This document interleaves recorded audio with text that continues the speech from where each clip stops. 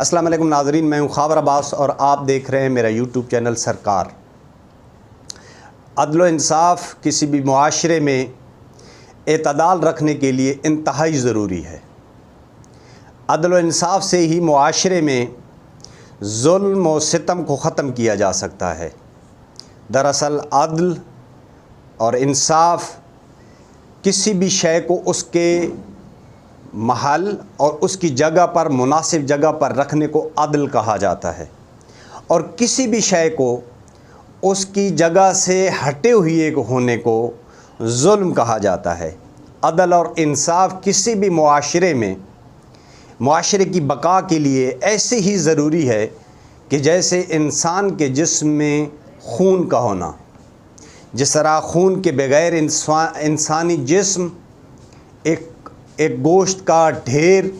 یا گوشت کا لوتھڑا سمجھ لیں وہ ہے، اور خون کے بغیر وہ کچھ بھی نہیں ہے، اسی طرح کوئی بھی معاشرہ انصاف کے بغیر اسی طرح گوشت، جیسے خون کے بغیر جسم گوشت کا ڈھیر ہے، اسی طرح انصاف اور عدل کے بغیر معاشرہ جو ہے وہ ایک ڈھیر ہے بے جان۔ تو پھر اس معاشرے میں جس معاشرے میں انصاف نہ ہوتا ہو، عدل نہ ہوتا ہو، تو اس معاشرے میں پھر جنگل کا قانون نافذ ہو جاتا ہے۔ اور وہ جنگل کا قانون کون سا قانون ہے کہ جس کے ہاتھ میں لاٹھی ہوگی، بھینس بھی اسی کی ہوگی۔ یعنی اس سے مراد یہ ہے کہ جو طاقتور ہوگا،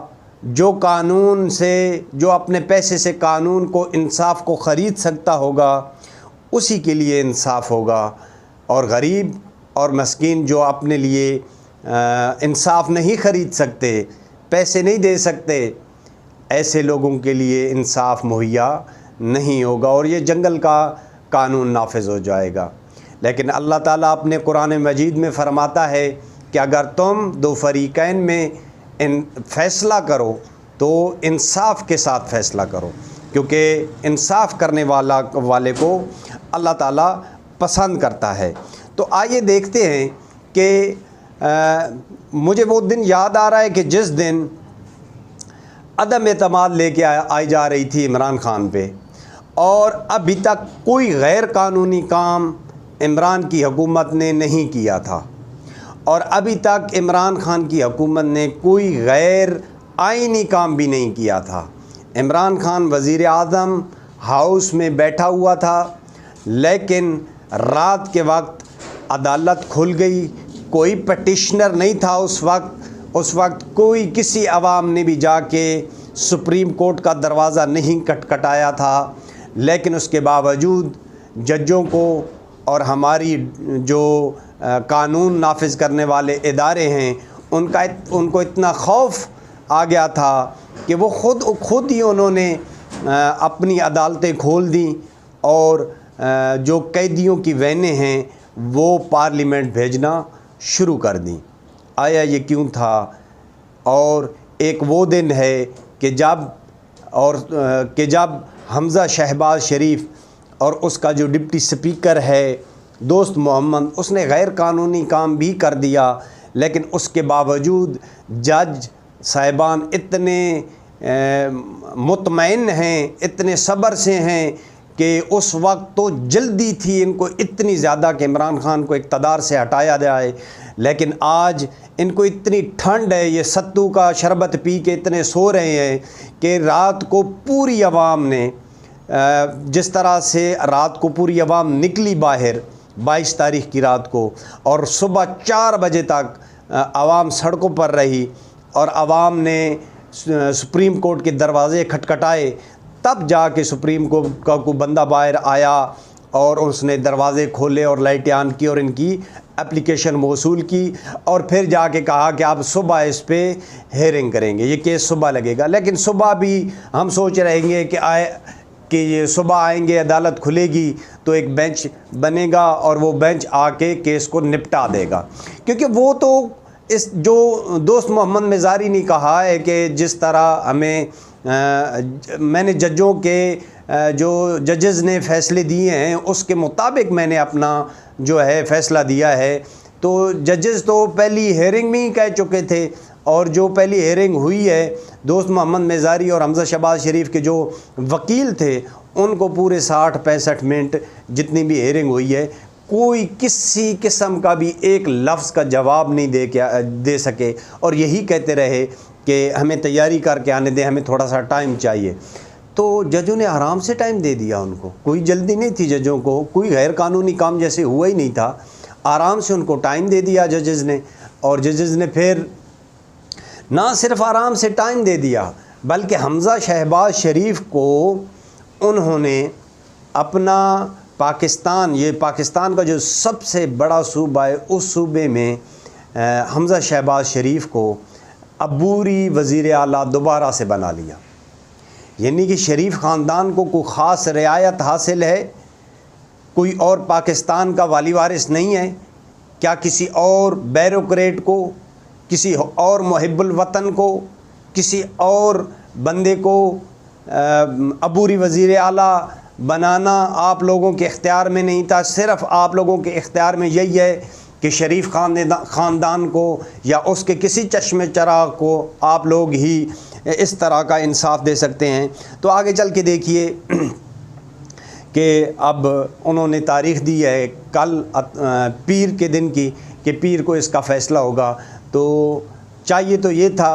کہ اس کا فیصلہ 1 گھنٹے کی ہیئرنگ کے بعد اس کا فیصلہ ہو جانا تھا، لیکن اللہ جانے یہ ایسا کیوں ہوتا ہے پاکستان میں کہ جن فیصلوں کی اشد اور جلدی ضرورت ہوتی ہے وہ فیصلے ان فیصلوں میں تاخیر کی جاتی ہے، اور جن فیصلوں میں تھوڑا سوچا جانا چاہیے اور تھوڑا تدبر سے کام لینا چاہیے ان فیصلوں کو جلد بازی سے کر دیا جاتا ہے اور فیصلے سنائے دیے جاتے ہیں۔ جیسے کہ آپ کو علم ہے کہ سائفر آیا اس میں تقریباً 2-3 مہینے ہو گئے ہیں، ہمارے صدر مملکت عارف علوی نے سپریم کورٹ کو لیٹر لکھا ہوا ہے، اور اس وقت کے سپیکر اسد قیصر اور ڈپٹی سپیکر قاسم سوری نے بھی لیٹر لکھا ہوا ہے، اور سائفر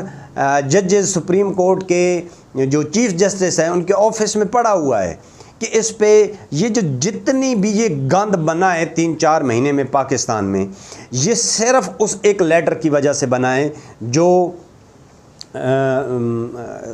جس کا پی ٹی آئی جو ہے کہتی ہے کہ اس کی تحقیقات ہونی چاہیے۔ تو اس کی تحقیقات ہونا تو دور، اس کو ابھی کھول کر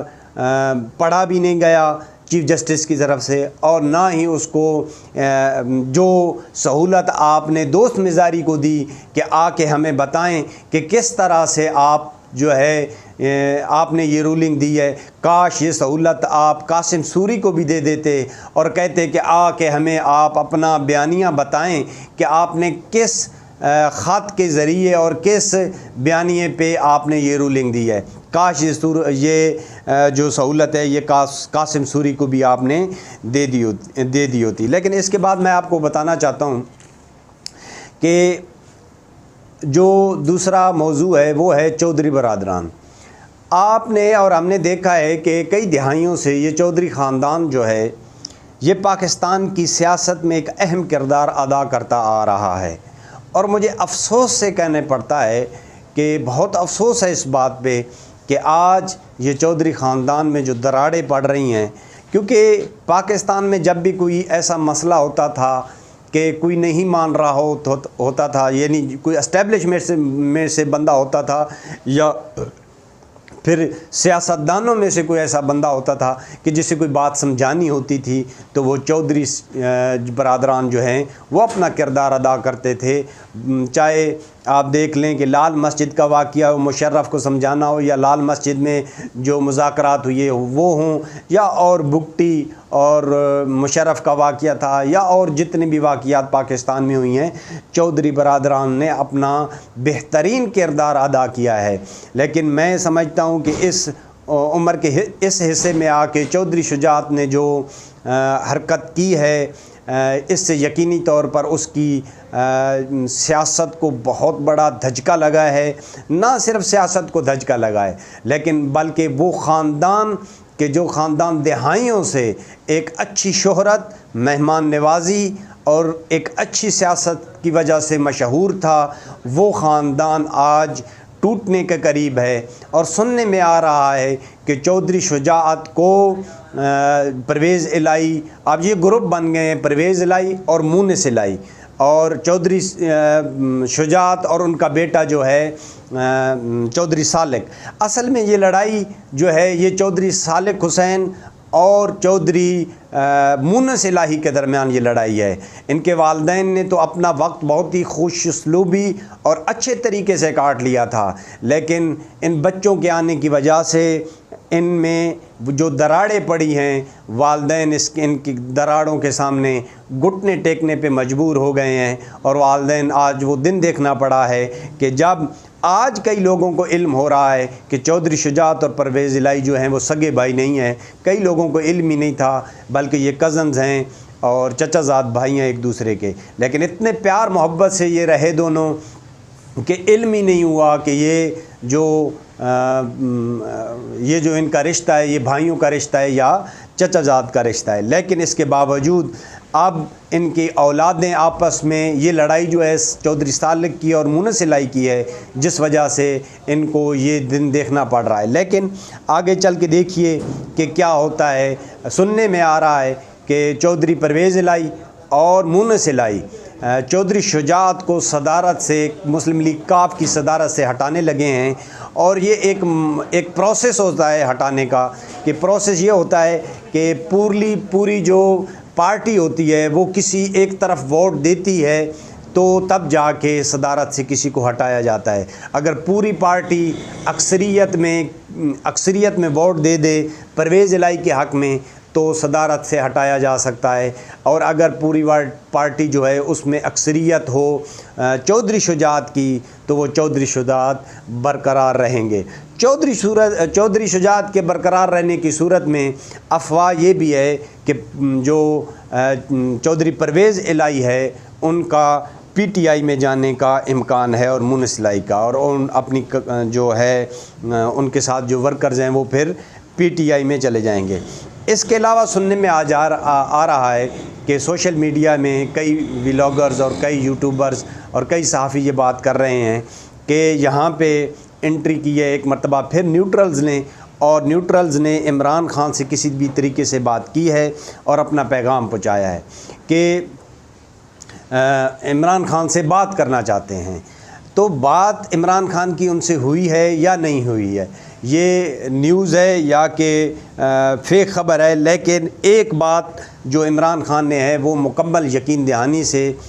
دوبارہ دہرا دی ہے کہ اب کی بار کوئی بھی آپ کی طرف سے لولی پاپ جو ہے وہ قبول نہیں کیا جائے گا، کیونکہ سننے میں آ رہا ہے کہ نیوٹرل کی طرف سے اشارہ آیا ہے کہ اکتوبر میں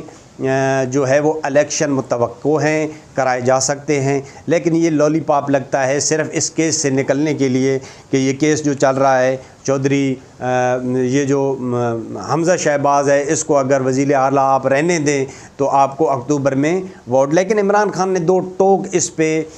جو ہے وہ اپنا بیان دیا ہے اور کہا ہے کہ اب بات تب ہوگی جب آپ لوگ الیکشن کی ڈیٹ اناؤنس کریں گے اور نگران جو حکومت ہے، جو نگران سیٹ اپ ہے اس کو اناؤنس کریں گے، اس کے بعد آپ لوگوں سے بات ہوگی، اور بات ضرور ہوگی آپ لوگوں سے،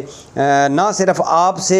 بلکہ تمام پولیٹیکل پارٹیز جو ہیں عمران خان نے کہا ہے کہ ان تمام سے بات ہوگی، اور یہ طے کیا جائے گا کہ آگے چل کے الیکشن کس قسم کا ہونا چاہیے۔ کیا اس الیکشن کمیشن کے نیچے ہم الیکشن ہو سکتا ہے؟ کیا پاکستان متحمل ہو سکتا ہے دوبارہ کسی دھاندلی کا؟ یا پھر آگے چل کے ای وی ایم پہ الیکشن